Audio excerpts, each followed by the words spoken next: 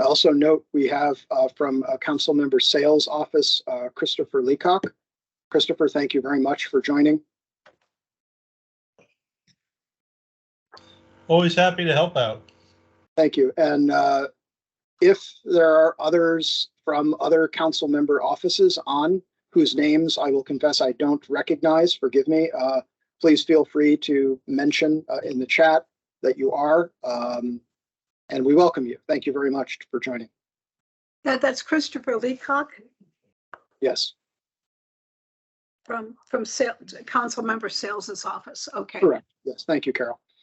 And before we begin, I want to thank Nkosi Yearwood, our point of contact for Montgomery Planning. Nkosi, thank you very much for all your support of the Shady Grove Sector Implementation Advisory Committee. And Carol Kosary, whose voice you just heard. Carol is very kindly taking minutes for this evening, as she did last time. And much appreciated, Carol. Always appreciate working with you in this regard. My name is Jeff Resnick. I have the privilege of serving as volunteer chair of the Shady Grove Sector Implementation Advisory Committee. And it's a privilege to do so, to work with my neighbors in the Shady Grove sector, to monitor the Shady Grove sector plan, to bring to the fore subjects of interest and concern that are related directly to the plan, whether directly in the scope of the plan or on the periphery. And it's a real pleasure because I get to meet other interested and engaged neighbors who are interested in subjects of development writ large. And that also extends to issues of public safety, environmental concerns as well. So I appreciate the opportunity to serve in this capacity, as kindly encouraged by other members of the committee last year. In my line of work, sometimes we say we're voluntold to do it, but it's a pleasure to do, and I appreciate the opportunity to work with everybody and advocate for the Shady Grove sector plan and for the Shady Grove sector community as a whole.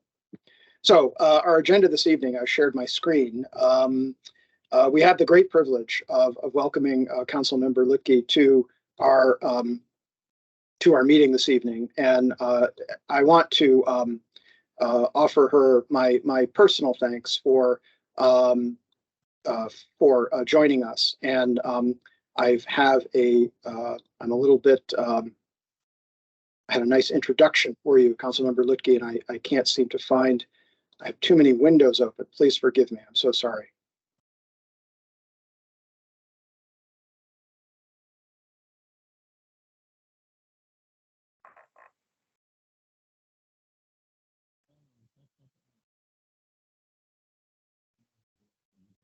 This is what happens when you chair a meeting. You've got to have everything all organized, and I usually do, as I hope my fellow committee members might attest. So in that regard, I now do. So I'm good now, and I appreciate it. Pardon me, Councilmember Lutke. Councilmember Lutke, Don Lutke is a community advocate extraordinaire, former assistant attorney general, a certified law enforcement trainer and expert on healthy schools and public safety, serving what is her first term on Montgomery County Council, elected to the council just last year in 2022 to represent our newly created District 7, which of course includes Durwood, as well as Ashton, where she resides, Brookville, Damascus, Laytonsville, Montgomery Village, Olney, Redland, Sandy Spring, and Northeast Montgomery County. And Redland here is actually Durwood, as we all know. So Councilmember Lutke, without any further ado, again, sincere thanks to you. Apologies for my hiccup.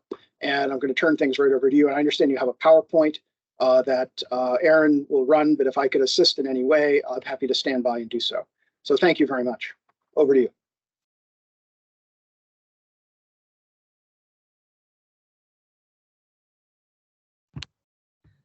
I was saying thank you, and I said other things, so I guess you didn't hear them because apparently I was muted. I was telling you not to worry about the introduction, but that's my apologies. Anyway, but thanks for having me back. This is, I guess, my first time back since officially being sworn in, so it's super official now. But I know that Aaron from my office came to your last meeting, and certainly, both of us will be keeping tabs on things moving forward officially. And just want to thank you, Jeff, for all of your work and for making sure the train stays on the tracks. And Carol, of course, for your dedication to this. And thank you, Nkosi, for your role in helping to steer things on the county side. I really appreciate it. So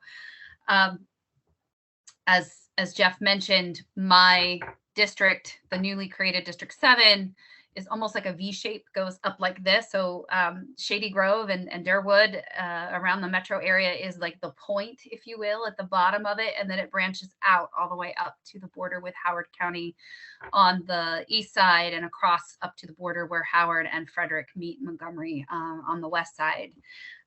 So a lot of the land, I have the second largest district land-wise in the county of the district seats. Marilyn Balcom has the first largest. She's got the largest land area in the neighboring other chunk of the ag reserve.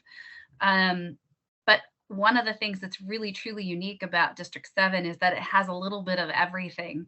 So while it has a large land area that's very rural, it also has multiple suburbs within it. And then around Shady Grove, where it's almost semi-urban, and with the transit hub there. And of course, Mark Line close by in Washington Grove.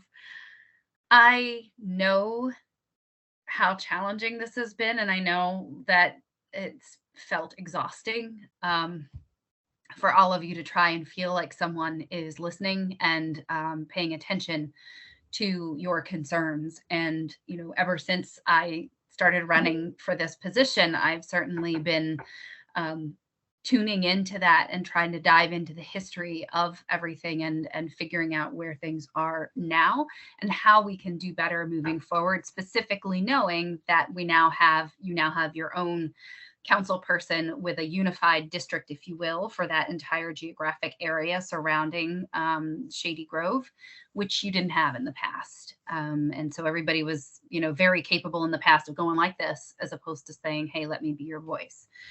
So I have a little overview of what I'd like to talk about, and just sort of give you a few updates and orient everyone specifically to my role on the county council and what that means and what it doesn't mean, right? Because there are some limitations. So I'm going to talk about how we work together with the executive branch, how we work with the state, because certain aspects of things that are affecting your area are state issues rather than local issues, but it requires a lot of ongoing collaboration and communication.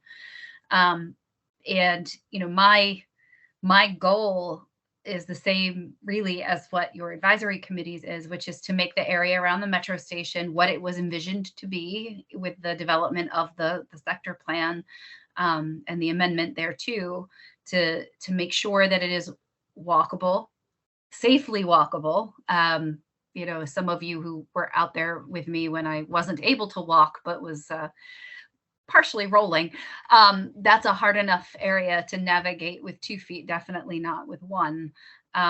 Parks and the civic spaces and the new retail and businesses and expansion of existing businesses that are serving that area currently. So we'll talk about that in a few slides. But that's sort of my overall role. So with respect to my role as a council member, right, we're legislators. Right. So we are able to take actions on behalf of our district or the county as a whole that set new legislative policy and priority, the zoning text amendments that are necessary to carry out and effectuate different sector plans. And of course, we have a very large fiscal responsibility in budgetary approval. So we support, propose, we go over and try to make sure our priorities for our areas are the ones that are being emphasized within the capital projects. So for your area, it's the bus depot relocation, improving parks and open space amenabilities in that area. I know having a library was a key component of the sector plan, and that's something you very much want realized. And to make sure that that comes together so that we can get to where the sector plan envisioned it would go. This also means collaborating with our state delegation. And I know you know that I'm close with Delegate Stewart, who has done a wonderful job advocating for Darewood, to support for state funding coming back home so that we can use that to pay for those capital improvements projects, other infrastructure upgrades, and transportation priorities that need to be dealt with in order to effectuate that sector plan. And then, of course, a lot of communication. So we have to talk through multiple different groups and help facilitate. And this is something that, you know, I do view very much as that's not necessarily a legislative function, but it is almost a project management function. And that's something that I, you know, personally is a passion of mine, is sort of being more of the, even if I'm not the person who can make the thing happen myself, because it's not within my control to do it directly, can I stay on top of it on behalf of and advocate for those who need it, right?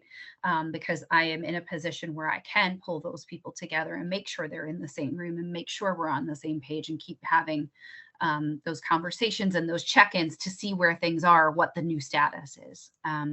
And I think you saw some of that last summer, even when I was talking, when we had Greg Austin on, and we were talking about what could or couldn't be done with the bus depot, right? So envisioning the future and how do we get to where we need to go. And then things that we can do now. So smaller projects that aren't maybe necessarily part of the larger sector plan, but that need to be dealt with.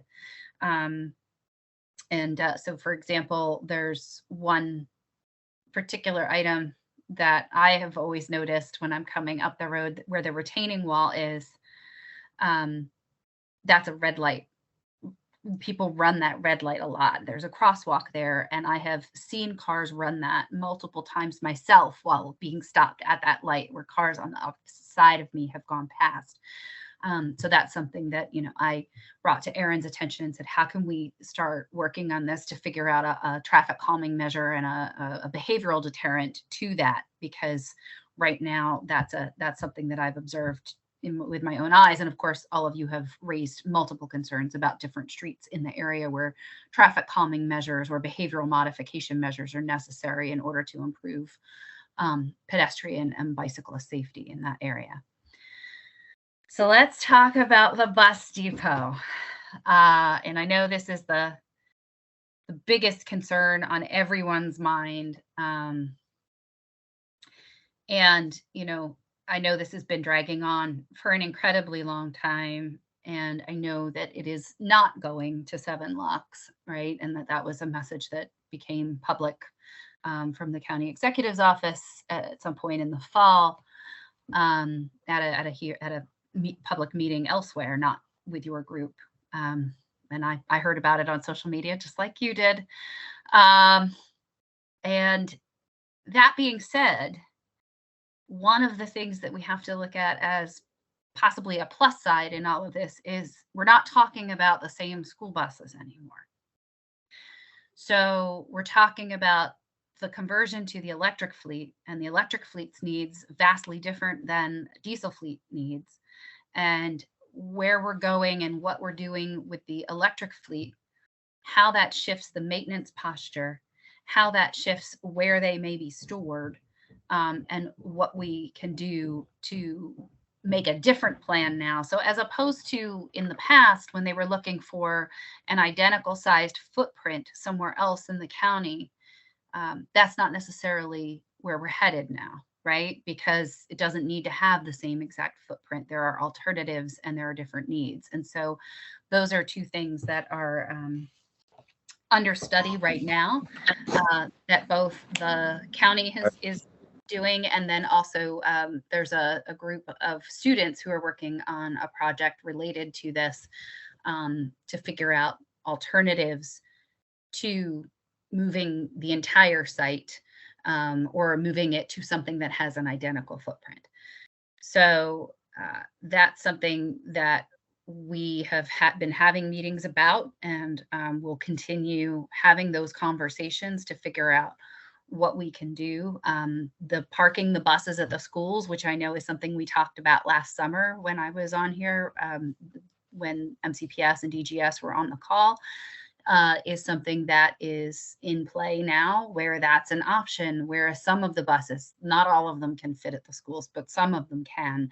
And they're trying to figure out exactly how many they can accommodate and in what fashion in that way. So, and noting here, and as noted on the slide, conversations we've had about the value of that Crabs Branch property and, a developer's interest in it, the property value itself still highly probable that it exceeds the cost of relocating the buses elsewhere. So those are all positives. We have requested that there's alternative sites designated and discussed that we can review by the end of fiscal year 2024 with funding that is already allocated to the Department of General Services to perform that analysis and work. So that's where we are with that. And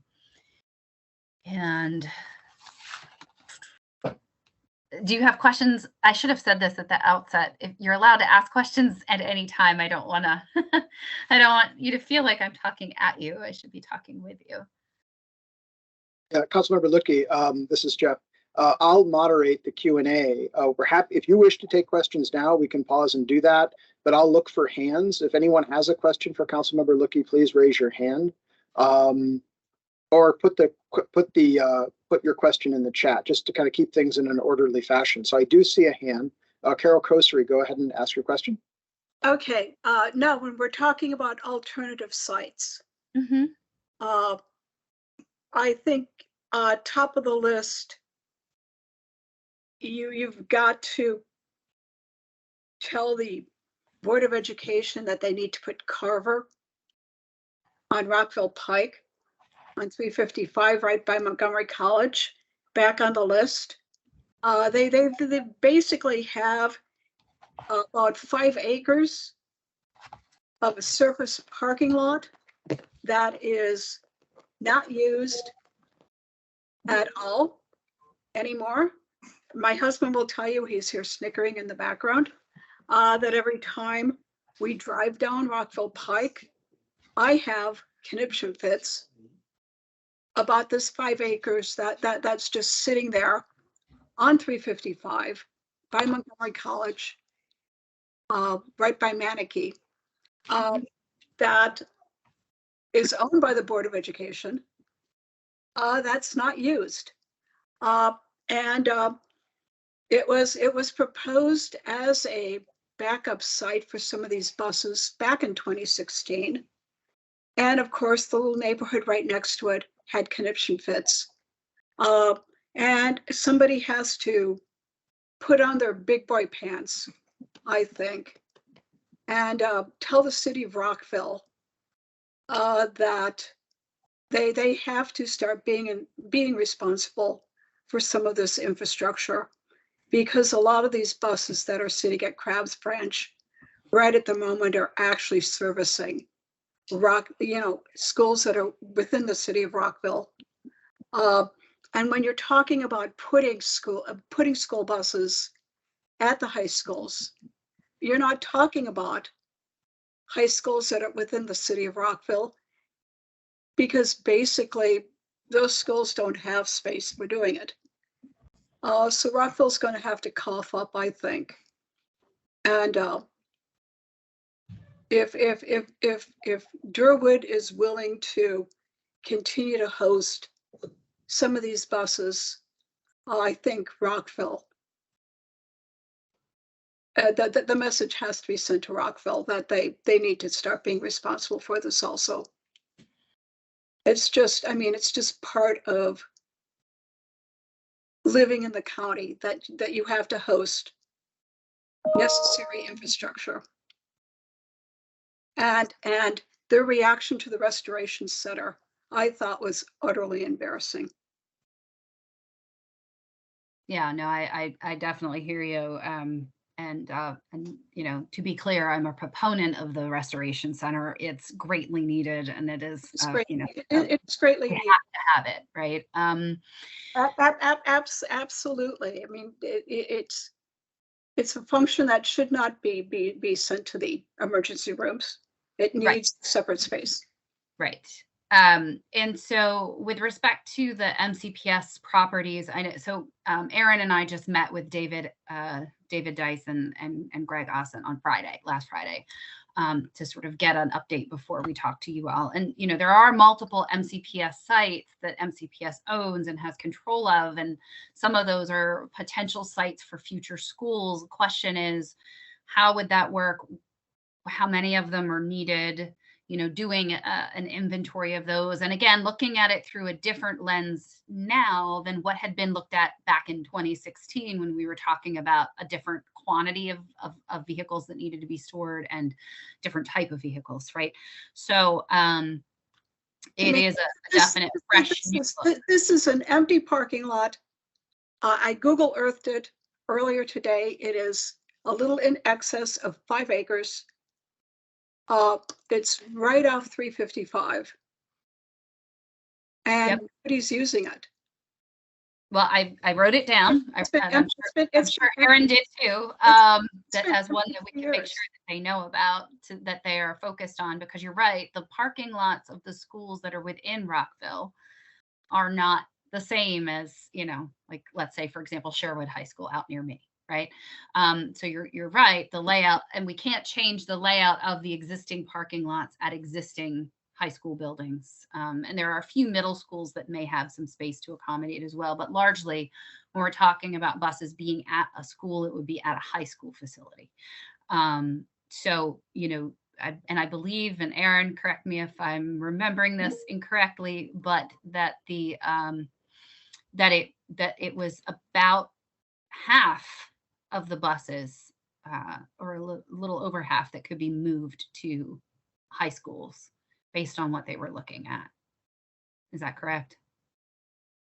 Yeah, and that's from sort of this sort of early analysis they've done or are doing with MCPS, where they're, again, it's all potential right now, but they're looking at literally like a map, kind of like you just mentioned, Carol, like a Google Earth map, I think, and seeing how many can we fit in at each of the schools, in addition to some of those other MCPS properties and other properties they're looking at that Dawn mentioned. Mm-hmm. And very aware of the, you know, as you're mentioning, Carol, like the quantity of buses and where they're going to, right? Where is your ultimate destination, and where can we put them that's connecting them closer to their ultimate destination too? So if we're not only just switching to an electric bus fleet, but also being logistically, environmentally sound in the placement of where they would be stored, so that they're staying more local and central to where they operate. Mm-hmm. If I may, so I just want to make sure the folks who have put questions in are heard. Annie in the chat writes, can each cluster high school store the buses at the high school location? And if not, why not? So is that a question that Councilmember Lookie, you could address? Yes, so they can take some, they can't fit all of them. And they physically cannot, like one high school within a cluster cannot accommodate all of the buses that serve that cluster. So they are, you know, they are willing, and this is part of this study that's being done with MCPS, to take what they can. They just, there is only so much space. And we have to remember too, like every time there's an athletic event at the school, that you can't, you know, they would be parking in the bus parking and not in the other car parking area, right? Because they do have a lot of ongoing events at the schools, particularly at the high schools, not just bell to bell. Mm-hmm. Understood. And Andrew Einsman, who's a member of our committee, I should say, Andrew writes, a majority of the buses are used to bus people in the city of Rockville, so they should have some responsibility to house them, such as the Carver Center. And so Carol made this point And then Andrew asks, are you looking at the sites on or near Woodfield and Cashel? I don't know the specifics. I don't have a list of the specific sites that they're studying because that's outside the scope of my role. Understood. Yeah. If I could pick up on that, Councilmember Lutke, some of you are aware, because I sent an email late this afternoon, I did get a very nice phone call from Debbie Spielberg, who works with County Executive Mark Elridge. And she shared with me kind of the contours of what you just mentioned. And I just want to kind of put this out there. What you share is very helpful. What Ms. Spielberg shared with me is very helpful. What's really challenging, I think, because I've been kind of out in front on this, is the repeated invitations to Council Executive Elridge. And until Ms. Spielberg called me this afternoon, I myself had no idea about any discussions that were going on. I had no knowledge of any students being involved, nothing. And Ms. Spielberg asked me, so has David Dice reached out to you? I said, no. So, I mean, I appreciate everything that's happening myself, perhaps also the committee, but it's weird and kind of upsetting that this is not directed at you. I'm just sharing this thought is the executive branch will have a public meeting with the Rockville community about their concerns, but yet our community, when we've actually expressed a willingness to work with the executive branch on this issue and think out of the box and be creative, we have not had an audience with the executive. So that, again, not your represent the legislative branch, I get that, but I just want to make this really, really clear to everybody who's present, is we have invited Mr. Elridge probably over 15 times. I've written diplomatically in a very gentlemanly way. And I got a very nice response from Ms. Spielberg about a month ago. Very nice call today, kind of a mea culpa. Sorry I didn't get back to you. And I said, thank you very much. She's the messenger. But you know, there's something systemically wrong here when the executive branch is dealing with an area that's within the sector, within the council approved sector plan, and is not engaging the community that's actually expressed a willingness to work with the executive branch to figure this out. So that's one thing. And then the other thing is, and I'm just putting this out there. So we have Montgomery Planning, okay, a group of outstanding professionals who work on plans all the time. We also have David Dice and his team in DGS, fantastic people. Seth Adams in MCPS, great person. Why are we engaging a bunch of MCPS students to try to figure this problem out? I don't know. That's just my question. That's, again, not directed at you necessarily, but I don't understand why we're bringing in a bunch of high school kids, as smart as they probably are, because they are MCPS kids, to figure this out when we have, you know, teams of professionals who we pay wonderful salaries. And I respect that because I'm a civil servant myself, but yet we're bringing in a bunch of students to try to figure this problem out. I don't understand that. So just that may not be maybe a misplaced question, but I'm just putting it out there. I suppose I should clarify. The MCPS students project is separate from the work the DGS is doing, right? But it is a project that is being done to assist with student advocacy and looking at this through, you know, development of engineering and it's educational for them. I was not in any way trying to imply that DGS has passed this off to a group of high schoolers to resolve. That is not the case. So understood. Okay. I hope they're well, doing. I appreciate Carol, if I may, Carol, pardon me. I appreciate that, Councilmember Lutke, and I hear you on that. And I didn't ask Ms. Spielberg that earlier today because we were talking about a whole host of things. Even so, and again, not directed at you, I'm just putting it out there for the record. If that's, I'm all about supporting students, believe me. Okay, but if it's to support students and their advocacy and their engagement in development issues, you know, again, I bring this back to the fact that we have a community, nearly 700 people have signed the petition related to this issue over the course of 4 years. And by the way, the petition is 4 years old this month. We have an active, engaged, dynamic Shady Grove Sector Implementation Advisory Committee. We have you know, nearly 24 people on a call, but yet the executive branch can't engage us in an issue that we ourselves said we'd be willing to engage him on.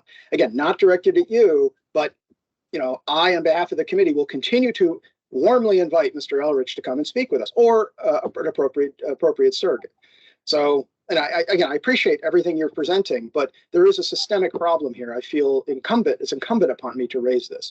And so anyway, Carol, over to you. Thanks. No, I was just saying, I hope they're giving the students class credits for this. Yeah, I hope so too. I hope so. Yeah. Okay, Annie, you've had your hand up. Please Yes. go ahead. Hi, Dawn. Hi. This is just a follow-up to the question I had about the buses, and I just need clarification. Are you saying that within the cluster, not just looking at the high school parking lots, but all of the like if we look at the high school and the middle schools, the schools in the cluster cannot hold all of the buses that they serve in the cluster, or are we not looking at all the parking lots that the schools offer? It was my understanding from the conversation with Greg and David that they're looking at all the parking lots, but that not all of the parking lots are capable of accommodating the buses. So, because if, you know, like for example, if I was thinking of my son's elementary school, like there's no place to put buses there overnight, none. You might be able to fit one. Right.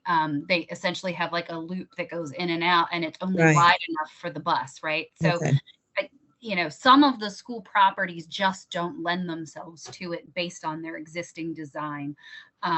So they're trying to work with what is there and what is available at the different schools and look at how much capacity there would be at each one of those schools within the cluster based on the existing designs of them. And then say, okay, well, that's how many we can accommodate at our existing properties. So then what else do we need? Okay. Mm-hmm. And how to, and again, it may be a different situation because we have the electric buses. So electric we may not need as much. Right. And, you know, different maintenance for an electric bus than for the diesel buses. And I remember that was one of the questions I was asking over the summer was what's the schedule for them? How often will they need to physically go to a depot to be checked? And, you know, what could we be doing logistically to make sure that we're having minimal impact that way so that, you know, you don't have to have them in one place all of the time. So I appreciate that they're being considerate about that and really trying to look at it through a wholly different lens now than they ever have in the past. And looking at it in parallel with the conversion to the fully electric fleet, how long that will take, what other incentives there may be for ramping that up faster, right? Because we have other environmental concerns that we certainly would like to make sure we're moving to electric buses with great speed and urgency for environmental reasons. So taking all of that together and knowing that they're being flexible about finding more than one location and potentially breaking up the sites where they may be housing buses in the future. And what's the timeline for them delivering those recommendations? The end of fiscal year 24, which is June 30th, 2024. Yeah. Okay, thank you. So about a year and a half, a little less than a year and a half from now. So that's kind of where we are with that. I know that Aaron was going to put in the chat the link. I think there's a link in the slide, but he'll put the link in the chat for you. So coming up next week in the evening, February 7th and February 9th, so Tuesday and Thursday, are the capital improvement projects budget hearings. So if you want to come testify on and be heard about priorities for the capital improvements budget, that's where you would come and speak or sign up to testify. And they can testify virtually, correct? For all of these, you don't have to physically come, I believe. That's very helpful. Yeah. Thank you. Thank you. I know we're at 8:07. We've only scheduled an hour for this meeting, but I do want to just verbally acknowledge Shobana Sharma, member of our committee, who asks where I can get more information on the study the students are performing and what schools are the students from. Is that something, Dawn, you could, Councilmember Luckey, you could point us to? Yes, I'm sure. I actually don't know but we can find out. We'll follow up and find out and make sure we get that back to you. Okay. Okay, thank you. And Alfred Minichello asks, regarding MCPS, did the Board of Supervisors recently empower a single executive of MCPS to make decisions on facilities and site development for MCPS? Just mentioning this only to ask if that makes it easier to get MCPS into the deliberations and collaborating. Would that person be Seth Adams? It's a very good question. That Do we know? No. Aaron, do you know? I'm not sure either. I mean, no. in this context, right, the current location of the bus depot is county property. That's why it's a CIP project separate from the school budget, which is also in the county budget, obviously. But we can think about that and try to figure that out. Well, that would be lovely. So I don't know that there's been a change in Seth's sort of authority or ability to make different changes in that regard. But we have had a new, Dr. Knight's been with us for a while now, but she's still newer, right? And new leadership, new structure, new styles. So that's also something to bear in mind. Yeah, respected. And if I may, regarding that and regarding Alfred's comment he just made, that it was actually the CE who said himself that MCPS was the holdup pre Dr. McKnight. About almost a year ago, we met with the CE. That was the last time we had the briefing. And he essentially said, I've done everything I can to work with MCPS. And if you want to try, go ahead, meaning me. So I responded by saying, muttering, if you'd like me to do your job, I'd be happy to do that. And I then got Seth and Greg, Seth Adams and Greg Assant to come and meet with this committee last fall. Yeah. And then we never got any follow-up. So, pardon me for pulling rank here, but, we're learning things indirectly from the group that's actually doing them. And we've actually invited that group to come speak with us. So while I absolutely appreciate what you're sharing, I really do, and I appreciate your valuable time, especially as an elected official, there's something inherently problematic here, and frankly unprofessional on the part of the executive branch that they won't send a representative to speak with the community that's being impacted by these things. Sorry to beat that horse to death. Joe Perillo has had his hand up. Joe, you are a member of our committee. Please go ahead, Joe. Yeah, I would like to have an expansion on, the idea of having students doing an analysis or basically a charrette of a design type of concept. Why wasn't it given to Montgomery County's Rockville campus, where they actually have an architectural group? I mean, basically a school there. It's a 2-year school. I actually graduated myself there from Rockville. They're actually familiar. It's right around the corner from them. And or even compounded on top of that, go to University of Maryland or other universities that are within the area that are architectural or even urban planning, and actually have a charrette or have a class assignment for this.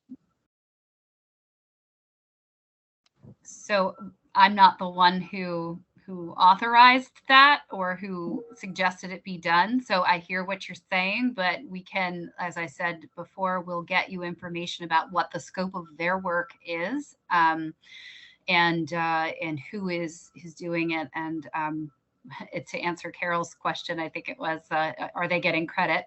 But we'll find out more about that particular portion of the project, which is again separate from the work that DGS is doing on this this feasibility study that's being done.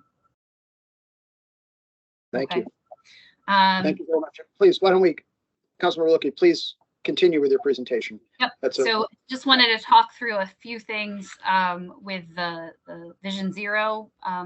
We came out in the fall and with Councilmember Glass and Delegate Stewart, and talked with everyone. So there has been a bill, or there is a bill pending in the state. It would be a local bill sponsored by the Montgomery County delegation to make 40 and 45 mile an hour roads eligible for speed cameras, because they aren't currently. So it would expand the ability to use and deploy speed cameras on roads with higher speed limits.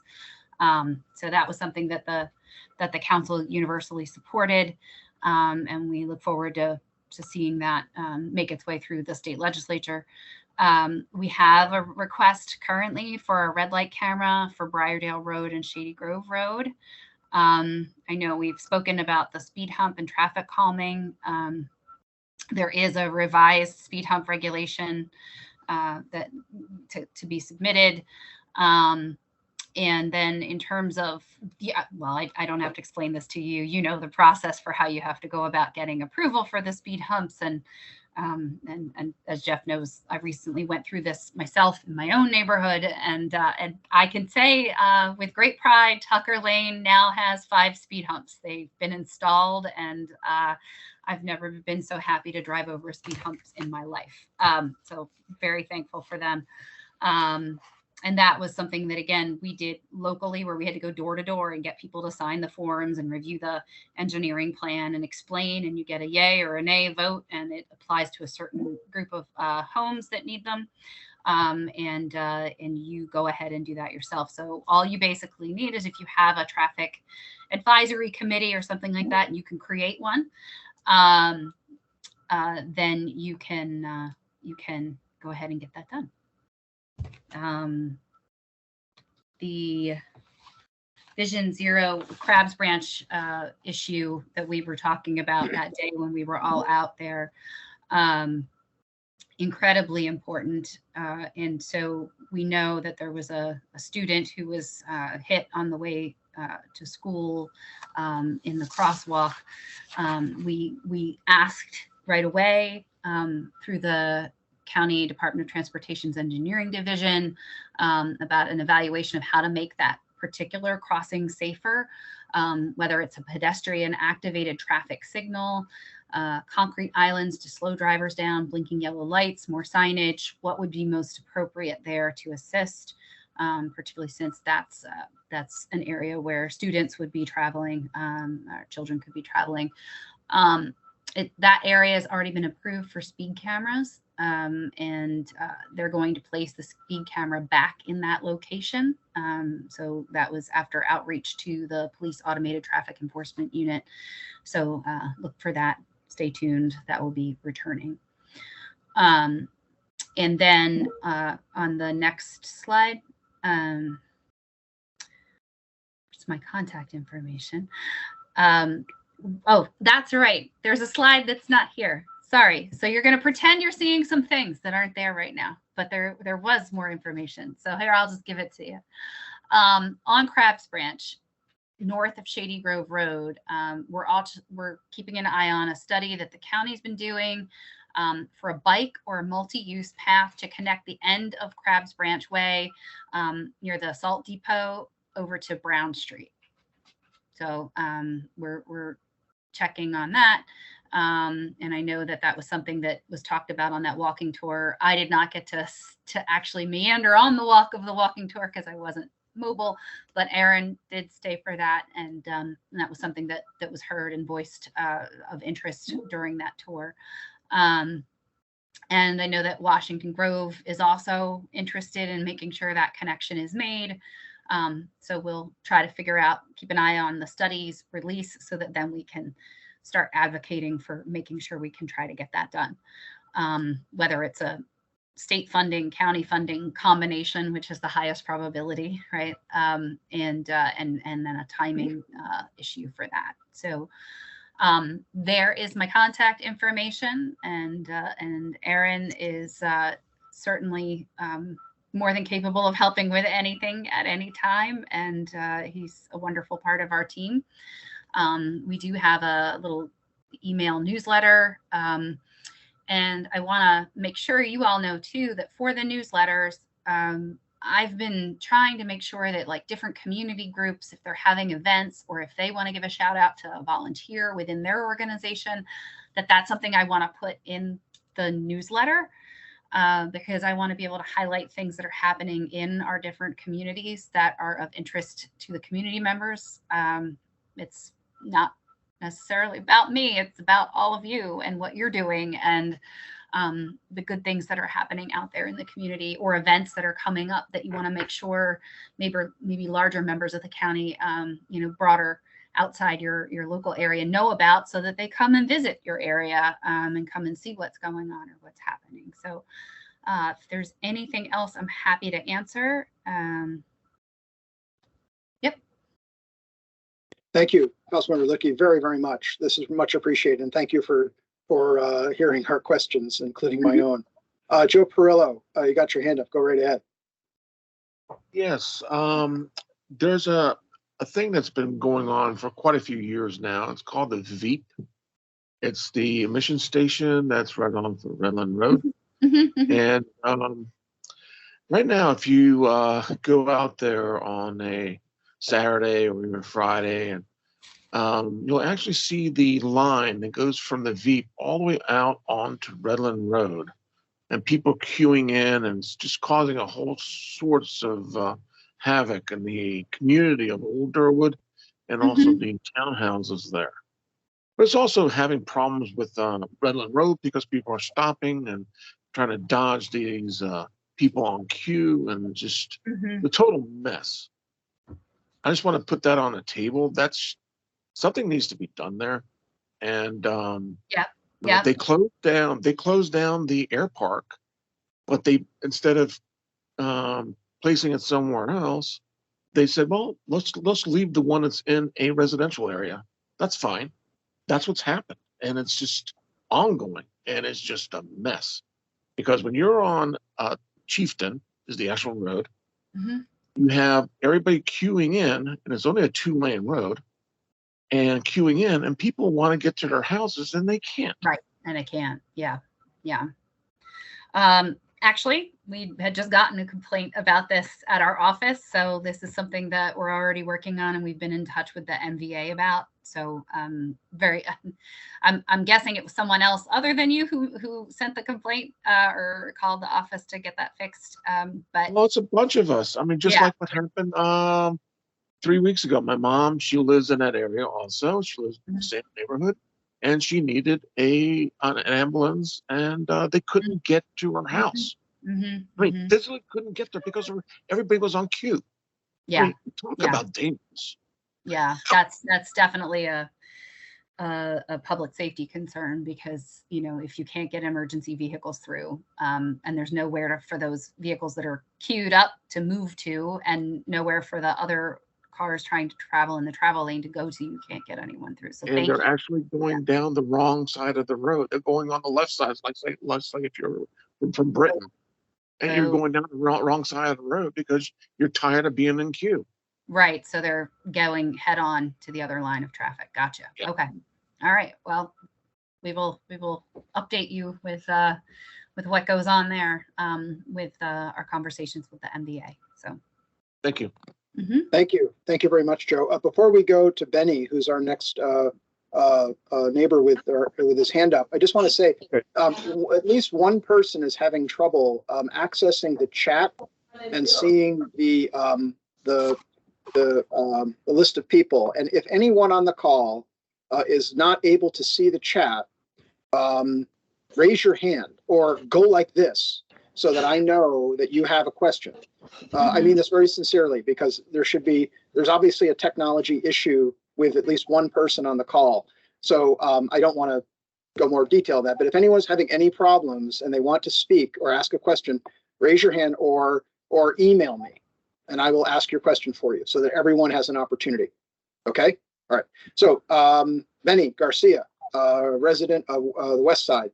Benny, nice to see you. Please go ahead.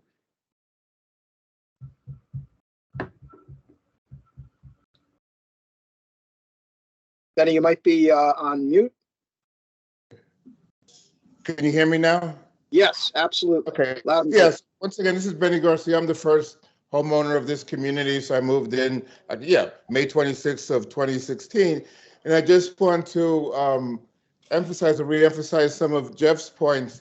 I've been involved in county and city governments, Manhattan, in New York City, in my very corrupt Hudson County, New Jersey, that was, I guess, the most corrupt county. It's it's always been known as the most corrupt jurisdiction in the United States. But one thing that I found very frustrating here, you know, besides all the effort that Jeff and Carol have made, I've also made efforts with the local officials, and there's just been this, you know, at least in New York and New Jersey, they meet with you. They wouldn't do necessarily what you wanted, or you know, they had to make all these silos. But there's just been this I don't want to touch this issue from even before the the current administration. You know, Mark Eldridge is like no, so you know, Jeff has expressed his frustration.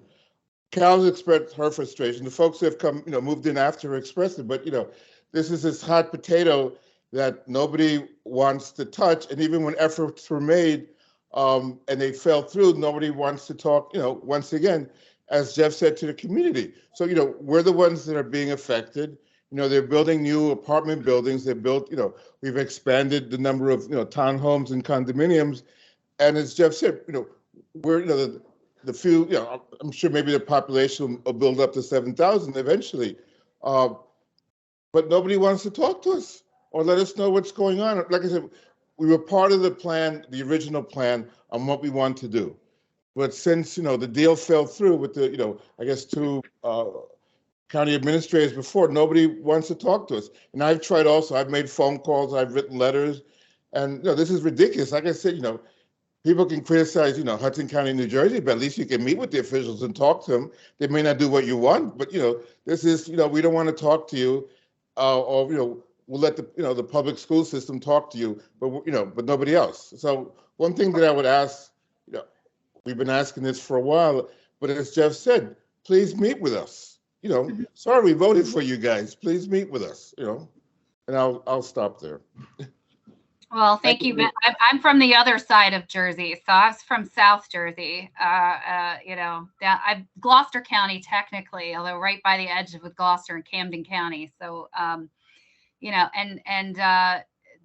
one of the things that was weird for me when I came to Maryland 25 plus years ago was realizing that school districts were county-wide here, as opposed to back in Jersey. Is very different, right? Every little town has its own little. And all the development and all of the planning and everything is also done at that tiny town level, which is vastly different from the way Maryland is structured. And Montgomery County was our first charter county government in the state, actually. So we were the first to move to that form of government. So it is very different. That being said, so, you're right. These are executive branch functions and executive agency functions. The county executive is the executive leader, and we can set policy and we can say, here is a thing, or we can approve a zoning text amendment that's necessary to carry out a sector plan, but we don't direct what the departments do in the executive branch. It's a separate branch of government. So I can still do what you're doing, which is to say, hey, you all should go talk to them. Hey, what can we do? And I can try and meet with them myself directly. But I don't have the power to take someone from the executive branch and make them show up and make them come to your meeting. No matter how many times I ask or how nicely I ask, but I'll try, I'll keep trying. And I know, as Jeff has pointed out, he has asked many, many times and not gotten a positive response, but we will keep trying. Thank you very much, Councilmember Lickey. And to you, Benny, always thank you very much for your voice and your advocacy and your knowledge and experience. Marianne Shervin, you've had your hand up. Please go ahead. Marianne. Hi. I've lived in the Parkside Estates neighborhood between Shady Grove Road and Redland since 1998. I will say, when Shady Grove was widened and the lane added, we used to have a turn lane into our neighborhood. If you were coming from the metro to take a right turn into Briardale, on my son's 5th birthday 20 years ago, the light turned green. I almost went forward. I was with him in a car seat and in a Toyota Corolla, and a semi came flying through the intersection. We would have been killed. There's no doubt. I have seen multiple fatal accidents at that intersection, both people and vehicles and pedestrians. So Yeah. that's a solvable problem. If people are not running the red light and are not flying, and I'm so sick of hearing, I talked to a police officer years ago at a fatal accident where a trash truck killed a woman in a small car. And he said, there's no place on Shady Grove Road for us to sit to catch speeders. I call BS on that because there's a way to do it. So I just want to say that, you know, if you're designing unsafe roads and the reason people can't make them safer is because they're too unsafe and they have no room. So I just want to say that that intersection needs to be fixed. It's terrifying even to today. I want to say a couple of other things. Just about the appearance in the Durwood area. So the roads are full of trash. We have the trash trucks coming and going on Shady Grove. Trash flies out of them all the time. The ICC basically destroyed the creek between Shady Grove Road and Redland. And now the center of Shady Grove Road, there are some drainage things that lead into the creek. So all the trash that ends up in the median eventually ends up in the creek. So I can certainly take someone on a short walk if you wear some boots, and I'll show you just how bad it is. I'm not talking about 10 pieces of trash. I'm talking about thousands of pieces of trash. And it's in a creek that was basically destroyed by the ICC. The last thing I wanted to say is the building near the metro, that when you come from 355 and go over the metro tracks, there's a large building on the right. Mm-hmm. It is so unsafe that people park in front of that building, in front of the entrance to that building all the time. So you're coming over the hill and all of a sudden there's a car and they pull in and they pull out and they brake and there's delivery trucks. Why didn't someone foresee the fact that people get dropped off at apartment buildings and make a little insert so that you could actually pull in off the road safely? The same thing is now happening at we call them the elevator apartments, down closer to Montchester Mill Road. The other day I was following a large truck and all of a sudden he jammed on the brakes and I had to jam on the brakes because someone is parked in not what is a lane width right in front of those buildings. Okay. I'm not sure, but when they first started having residents there, everybody had 6 or 7 trash cans in the front, and the trash trucks were actually stopping on Redland to pick up the trash. I think now that the trash is somewhere at the back of the thing. Okay. But I'm an engineer by trade, and I don't know why people whose job it is to build these projects can't look at some of the safety factors. Shady Grove shouldn't have been widened if you couldn't figure out how to keep the Briardale Shady Grove intersection safe. We really need some people with some skills. And at this point, I would take my chances on some high school students. Thank you. Sorry, I've been writing furiously, like as you've been talking, in case you're wondering what I'm doing over here on the side. Well, and I can certainly email. And I'm a little raw, you know, having he's now 26, but a kid that I had to teach how to drive around this area. So, and I've been here a long time and I'm quite vested in the community, as are many of the people I recognize on this call. Sure. With a little effort and a little expense, so it could be so much better to live here. Yeah, no, thank you. No, I appreciate that. And I have no doubt, I know what Aaron and I will be talking about in the morning. So, some things to look into there with respect to the parking and the stopping issues that you've raised, which don't appear that those are zones where anybody should be stopping a vehicle because they're going to cause and compound other issues. So I have to second that. That is Joe here. Hi, what Joe. I'm seeing is the Amazon trucks, UPS, they all park right there because there's no other way for them to actually go in, or they have no knowledge of going in. So they find it fit to put on their flashers and just sit there. Yeah. And shortly before Christmas, I had a FedEx truck that actually just stopped in the middle of the road, literally in the middle of the road, got out to deliver a package at a single family home residence right off Muncaster Mill.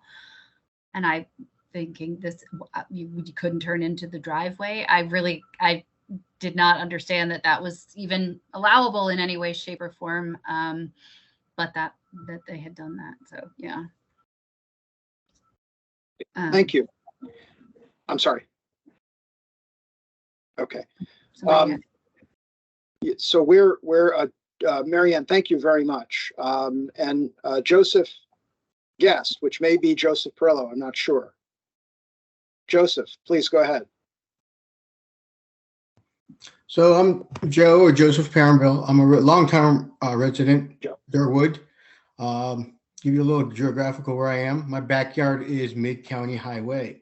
My front yard is ICC/370. One side of my home is Shady Grove Road, and few of us here probably know what I'm going to ask is, as a new council member on the council, what are you getting the feeling of solving as soon as possible and permanently the illegal loud exhaust systems that run day and night, 7 days a week, whether it's winter, fall, or summer or spring? I think global warming has helped the weather getting warmer, and 2 o'clock in the morning, 4 o'clock in the morning. We have the county providing mental health benefits. Well, it doesn't help when you're next to a Mid-County Highway and the loud exhaust systems. Or is it the county is giving on one side, but giving rules and regulations on certain people? But as a new member, what are you getting? Are you getting any type of feeling as to solving this problem, or just pushing it to the side, letting it happen until we figure out what we can do with law enforcement staffing? Thank you. So yeah, you're right. We do have a huge law enforcement staffing issue. The ICC is not Montgomery County PD typically, right? So that's MDOT, although they're downstaffed too. So noise issues versus speed issues, two different, I mean, although one causes the other, right? So I agree. I'm not worried about speed. I've said it before. Speed kills. That's one down, many more to go. So let's take one down. I'm worried about the loudness. I don't care about the speed. I really don't. They can go 100 miles per hour on a Tesla. I won't hear it. Right. I don't know in terms of, well, and one thing that I do know is there have been more motorcycle related issues on the ICC. That's been a bit of a hotbed, and law enforcement's aware of that. I know that's something that they're, working on trying to figure out what to do with that. That is a concern that multiple residents have had in multiple spots along the ICC, right? Both here and in Prince George's County. It's not unique to MoCo. So that is something that folks are aware of. But in terms of a noise pollution type scenario on the ICC, which is again a state road, not a local road. So that's something that we can look into in terms of what the MDTA. And from my speaking with one-on-one with various officers, Joe, we can't do anything. I pull you over, I'm going to get sued. Just for the fact, the way I look, Joseph Parenville looks, and I sue the police officer of being stereotyping or whatever. And listen, I mean, majority of us are probably not going to have aftermarket loud exhaust systems on our car who's on this call. So, I mean, it's like saying an Indian is going to always smell like a curry powder or a curry. It's just the way it is. We all had that in our system when we were in our teens and 20s. Okay, you can't let them just do what they want just for the sake of no one's going to enforce it.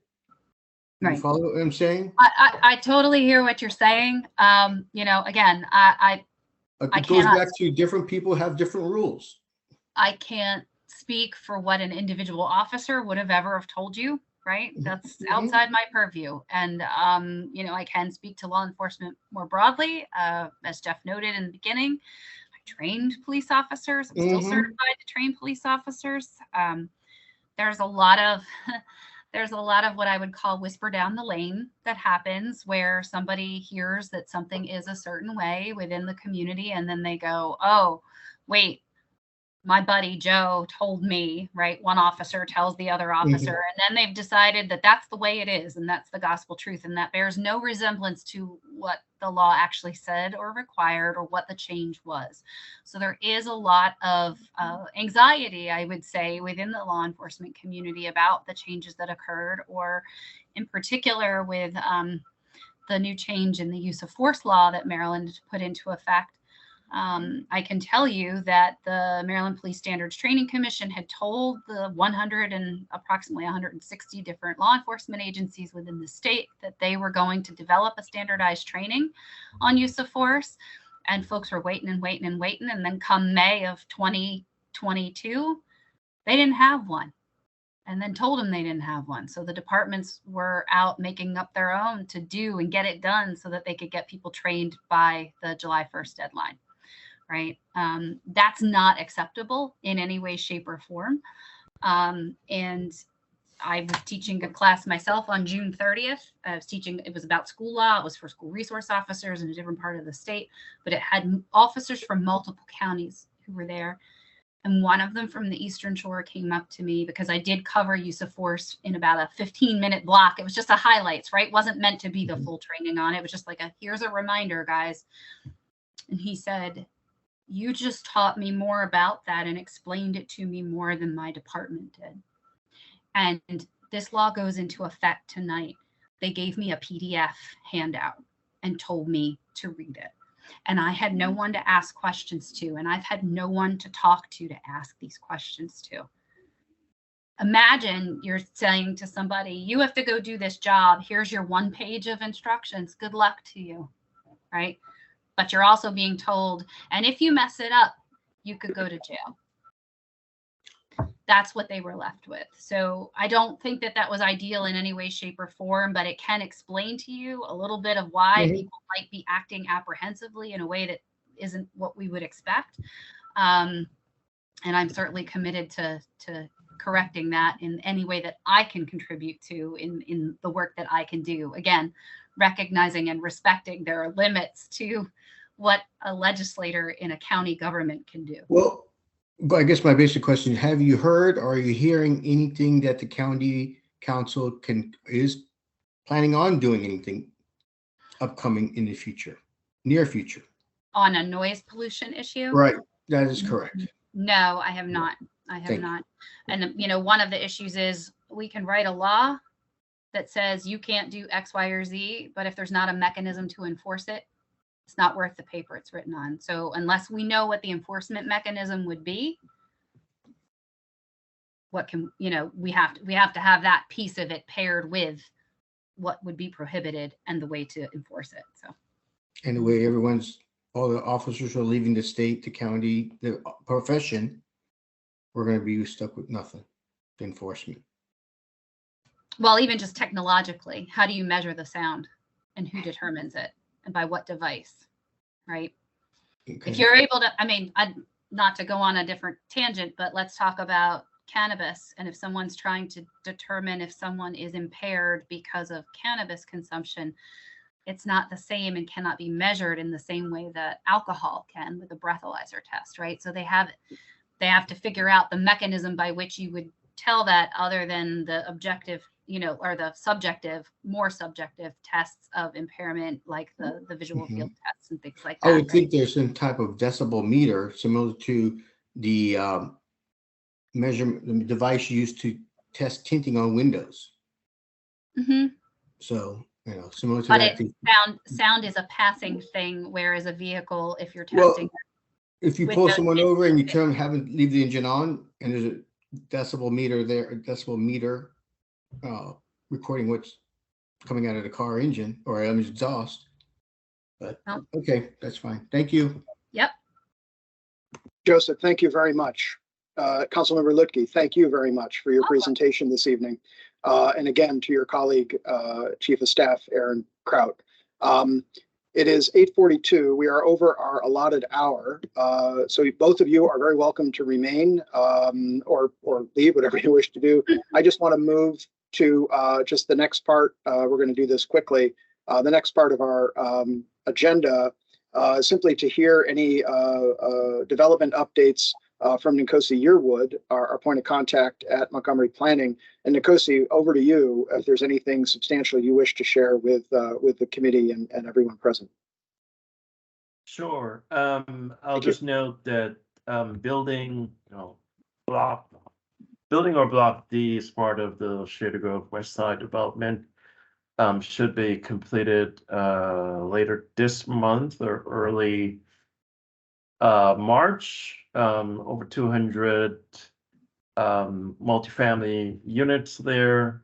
It has approximately 27,000 square feet of retail, actually 268 units, 30% of which are affordable, and more than 27,000 square feet of non-residential or commercial development will be there, including a CVS signed lease there. So that's gonna be wrapping up soon.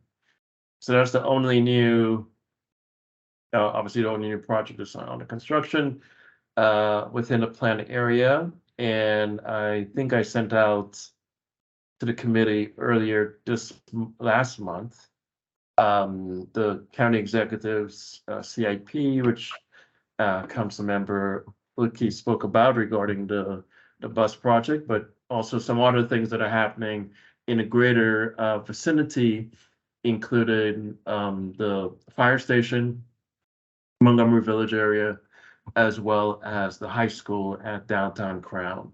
So. Thank you, Nkosi, very much. Any questions that anyone has for Nkosi with respect to his updates?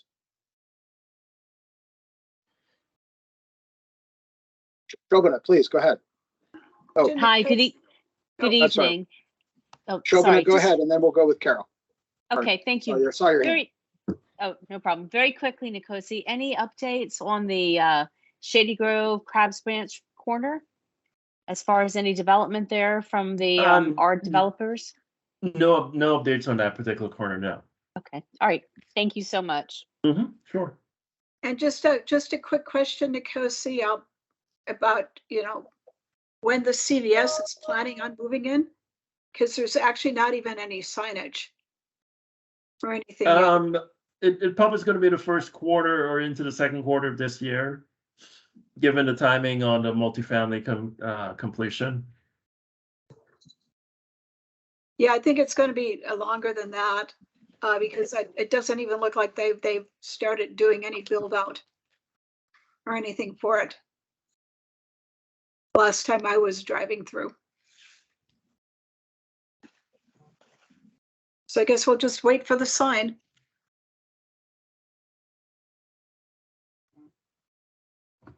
Thank you, Carol. Any other questions for Nkosi?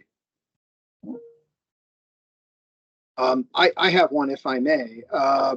The area diagonal from the giant shopping center, and I don't remember. It's on the west side, but north, right on the corner of Crabs Branch and Shady Grove Road. That was supposed to be a county building, and then it wasn't. And I recall from our last meeting in the fall that there was an interest on the part of the West Side community to lobby for that to be a green space. And I'm just curious to know, Nkosi, can you tell us what is the status of that corner? What's supposed to go there? Okay, so the approved preliminary plan had considered an office building at that location. That was obviously not implemented.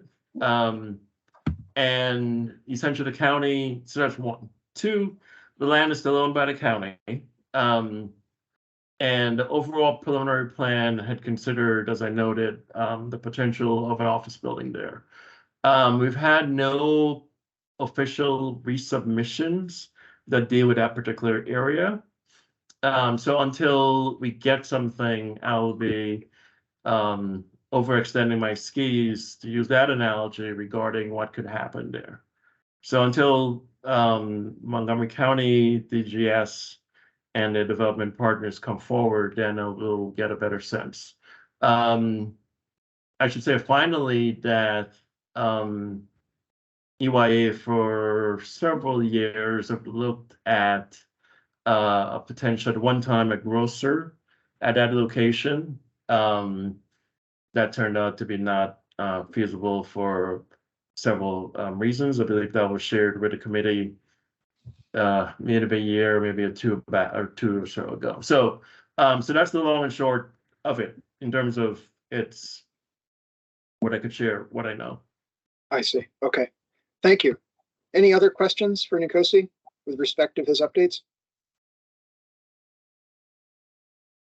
Okay. Oh, I see Alfred. Please go ahead. I just wanted to thank Nkosi for the responses to my questions in December's emails. And I wanted to acknowledge that publicly because I hadn't already, and apologize for not getting back.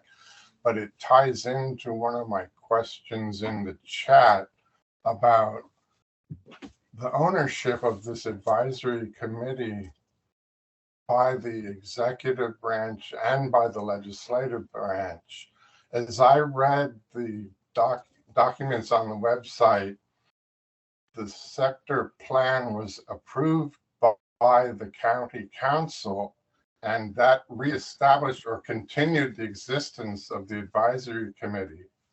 And I'm just inviting the potential discussion of a future meeting where the executive and the council and the planning commission perhaps iron out some of the flow charts of how we can better advise you, as well as be advocates for the community. And I'm not trying to create a bureaucratic or revisit things. I'm seeing different behaviors around other advisory committees. And granted, they're at different levels of, like, countywide, the sports advisory committee. But I'm seeing the Ashton advisory committee. There's a lot more structure. It feels like there's more traction. I don't know. I'm just a little bit aware of it. And I don't mean to be jealous about the others, these other committees, but in terms of the function, I think things are going to slip through the cracks about the implementation plan. As soon as Rockville annexes a block, it's off the radar, as I understand it. And I think that's problematic for the county as well as for citizens. So I feel like there may be a step back that may be needed, and I invite that as a subject for a future meeting. So I apologize for going on so long. Jeff, I don't know if it's helpful, but you know, like right now there isn't anyone in Rockville who's asking to be annexed. Like, so that's under the state law, if there's a parcel for the same, like there's a whole process there, and it would be the individual property owner who would do that and put that. There are no property owners asking to be annexed into the city of Rockville. And that was, I think, what was conveyed during the last meeting you all had in December from the folks at the city of Rockville, but that hasn't changed to our knowledge. Because we know that's a concern and a worry, right? That people have, but that's not actually something that is on the table. Right. So firstly, thank you. Yes. Let me Alfred, with regard to your question and wish to have this as a topic for a future meeting, let's get together and talk about it. I'll give you a call and we can do that. And certainly other members of the committee who wish to, I'll send a follow-up to everybody, as I usually do, to kind of think about our next meeting, which in fact is the next item on our agenda. But before I get to that, our next meeting is Wednesday, April 5th at 7:30 on Teams. So tune in and you'll get the emails accordingly.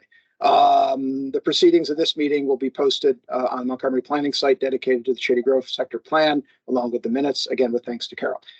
So Alfred, we'll follow up and we'll figure that out. Okay, I hear what you're saying. And I think, Councilmember Licky, with regard to your response, the meeting we held previously where we invited the planners from Rockville City to come and talk with us about what is annexation, how does it work, was stemmed in part from an understanding that I think I and others have, that there have been portions of land adjacent to the Shady Grove sector that have been annexed. And to some extent, this has come as a surprise to people, or they're not really in the know about it. And I think either they don't know, the information isn't being shared, they're not in the right place where the information is being shared. It could be any number of things. But that was why I asked the committee, I made a recommendation to the committee to have Rockville City come and talk about annexation, right, because it's kind of like out there and there's nothing active. But I think when you add in the factor that Rockville was approached for the bus depot, but they're not obliging, but yet we're adjacent to Rockville City, there's kind of this inevitability feeling that eventually Rockville is going to want to acquire another, at least metro station, because when you look at their annexation plan, their master plan, it is an expansive plan, even though nothing is active right now. So, I may have made a mistake, and I will own the mistake to actually have a public meeting about annexation when there's actually nothing happening. But I'd rather, have fault that people actually know something about it before it hits, as opposed to needing to be reactive. So I understood that you were holding the meeting to be informational, like for exactly that purpose, so that everybody could kind of wrap their heads around how does this work, what how would it be a thing, to what benefit would it be for someone to do it, right?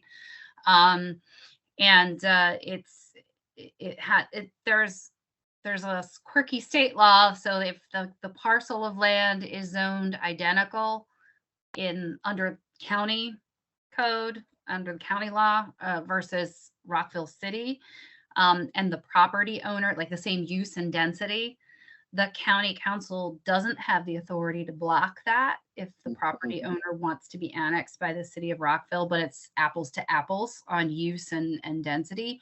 But if the zoning is different, then the council has the ability to veto the annexation, right, and delay any rezoning for 5 years.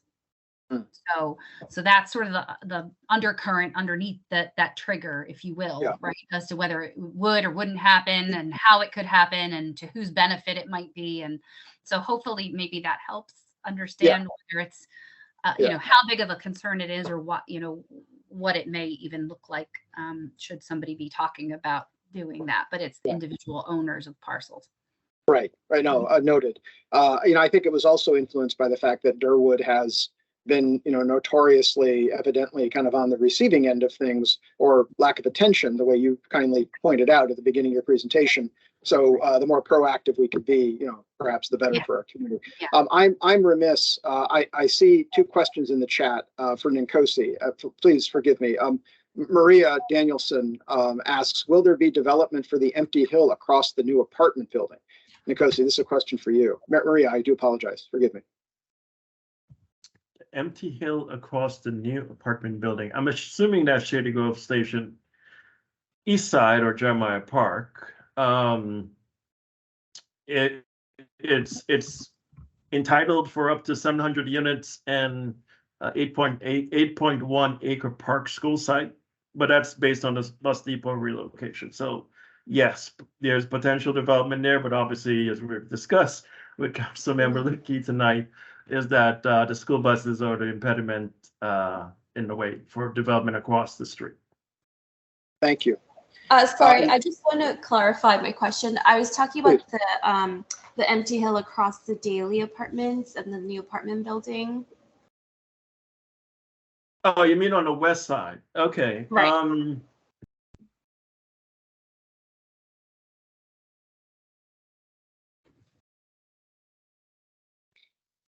Let me share my screen and show you the overall site plan for the development. So Great. So this is building D. This is the one that's going to be built.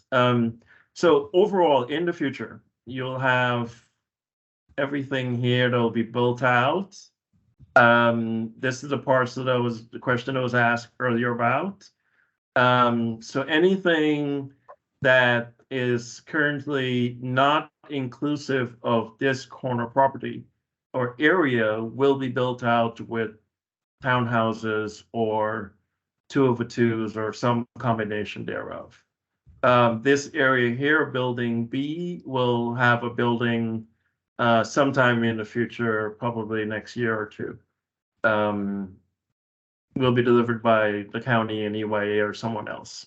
So that's sort of the, this area is currently, if you're referencing this area, this is what will happen. In the future, you'll have a third multifamily building there.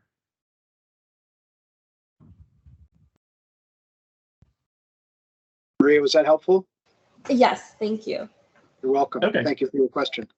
Andrew, any update? This is a question for Nkosi. Any update on the potential 115 apartment building on Overhill? Actually, Nkosi, if I can interrupt, Carol, go ahead.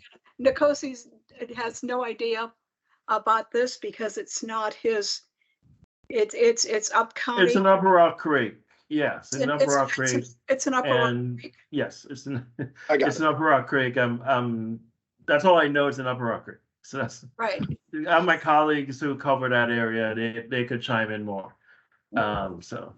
No update, Andrew. Remember that this, if it attempts to go through, and it's a very big if, this is going to be a conditional use, which means that the application that kicks it off will go to the Office of Zoning and Administrative Hearing. I check their website every couple of days, and as of this morning, they haven't put an application in. They have put a placeholder in for a preliminary plan, but it's just that, it's a placeholder.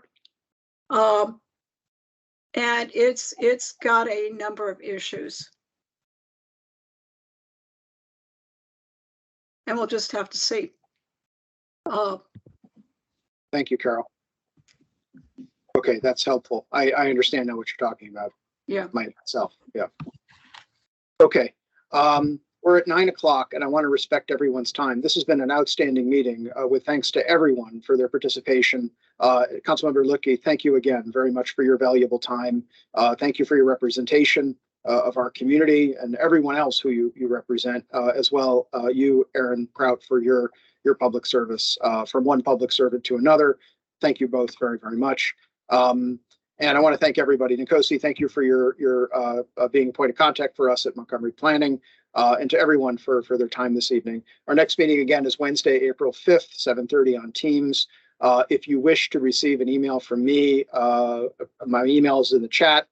Feel free to email me. And Ms. Sanders, thank you for your chat.